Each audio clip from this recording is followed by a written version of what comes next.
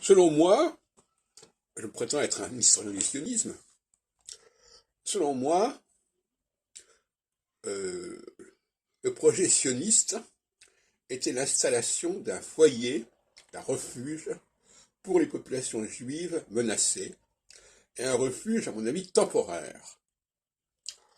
D'ailleurs, moi-même, quand je suis allé en Israël en 68, j'avais le statut de résident temporaire, Toshav Arai. Donc l'expression existe. Et cette dimension temporaire n'a pas été respectée par la suite.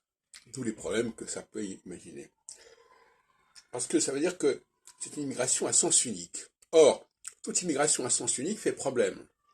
Il y a toujours une nécessité d'un aller-retour, ne serait-ce que pour ménager l'enracinement des Juifs dans leurs différents pays.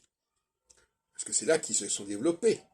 Et vivre indéfiniment dans un pays nouveau, c'est une épreuve qu'on n'a pas à infliger aux Juifs de façon permanente. Donc, la notion de temporarité, côté provisoire du foyer, le mot foyer lui-même veut bien dire, à mon avis, aussi quelque chose de provisoire.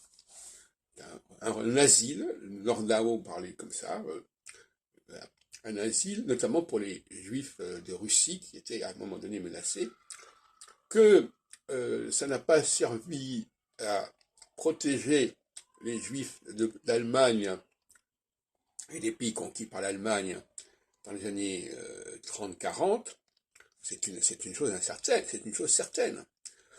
Et ça, là effectivement, ce rôle de foyer, de refuge n'a pas fonctionné.